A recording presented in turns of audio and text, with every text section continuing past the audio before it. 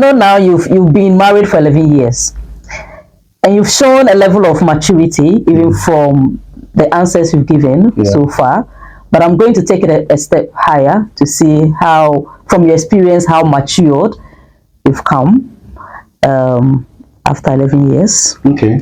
So your ministry or your work, your parents, your wife, your siblings, and your children. Who are most important? Put them in the order of importance. Yes. God. Okay. I didn't say God.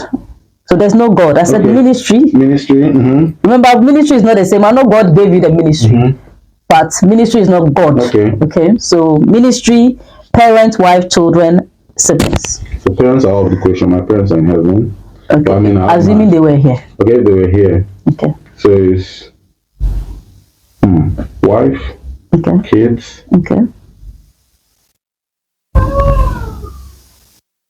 siblings, and parents. I'll class them together.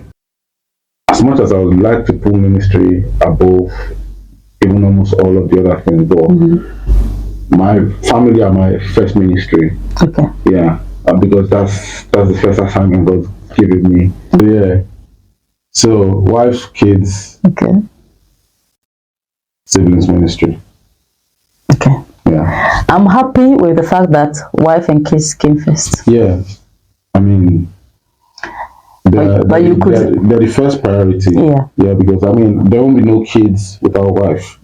So that's why she takes a very, very important position. Yeah. And she came into the marriage, she came into your life first before the kids. Exactly. So wife, kids, parents and siblings, because they mean a lot to me as well. So my siblings are my everything, like apart from my wife and kids. Like the next set of important people to me are my siblings. So you give your ministry out because of your siblings? No. I would not give my ministry up because of my siblings. So, but they mean very much to me. I understand. It's deep. It's deep, but they're also part of my ministry. Is that biblical?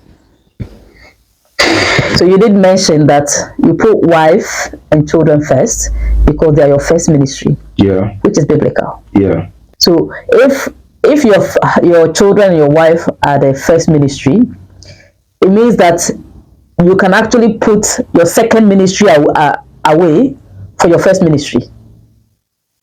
Am I right to say that? I'll juggle everything together, my sister.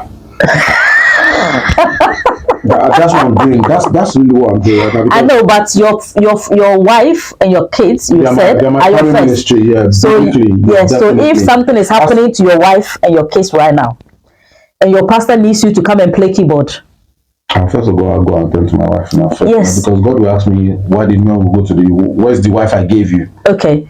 So So that is your first ministry. Yeah. So that means that I'm just asking a question based on your answers. So that means that you can give up your second ministry, which is going to the church to play keyboard, for your first ministry. Because your first ministry is your first. But to be honest, being honest, it's quite a tough one. It's a tough one. Being honest, like,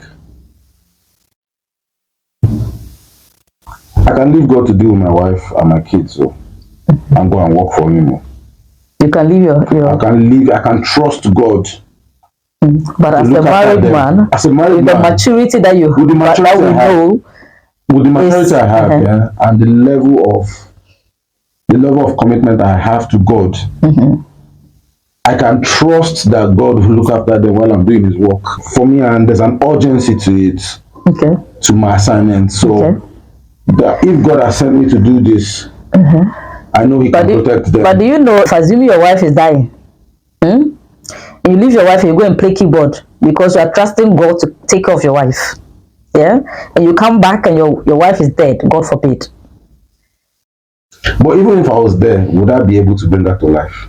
No, but maybe because you were not there, because maybe you could have taken her to the hospital. So that's what that's what ambulances are there for. But you can't put your wife in the ambulance You can't put your wife in the ambulance without you being in the ambulance. It's a tough question. For them to go definitely. without... I understand what you're saying, but yeah, wife and kids definitely first. Yes. Definitely. That would have been my perfect answer. So it is. It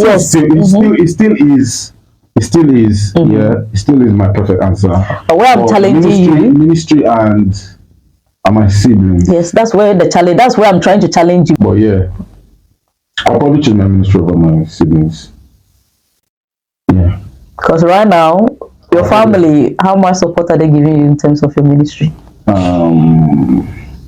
You see, so these are some of the things that sometimes I'm asking this question because there are many people in ministry who put their ministry before wife and children, and some they focus so much on their extended family, their parents, their siblings, and they neglect ministry, even the ministry or their immediate family. And this is why we've seen so many pastors, big, well-known pastors, and you see that they have a collapsed marriage. Facts. They have, stubborn children. Because all these years, they've seen the ministry as the first, so they never really paid attention to the children. They feel like, oh, God will sort them out. I trust God. I've got a very good relationship with God. Me and God, we are like this. I hear the voice of God. God will sort them out. Let me just go and take care of God's work. But God is expecting you to take off the work He's giving you, which is the first ministry, which is the children and your wife. Definitely. No, with that's my first assignment. But ministry and my siblings, now that we've broken it down to that place, definitely. My ministry is my assignment, but my siblings will be alright regardless. Because they are not... You are not really... I understand that. But you are not completely responsible for them. True. God will not hold you responsible for your siblings. Maybe for your parents, God expects you to honor your parents. Okay. And I know this is hard. I know it's very hard. You have to come to that place whereby you get these things, these priorities right. If not, it can spoil so many things. I'm even very happy that we're having this conversation right now, because I was talking something similar to this with one of my friends. We were just talking about categorizing people in your life, right? How Jesus had the 12 disciples. The 12, then he had the 3, Peter, John, and Andrew, and then he had the 12, he had the 70, and then the multitude. And so saying this now just pretty much prioritizes, categorizes everything in my life right now. So they are everyone that I've mentioned, they are all important. Oh yeah. But if you have to at the level of importance, my mom was alive. I remember I was having that conversation long time ago, like I was still young, and I always said it like to your mom. There was this question about your mom or your wife in a boat. Who would you save? That question. I said I'll save my wife.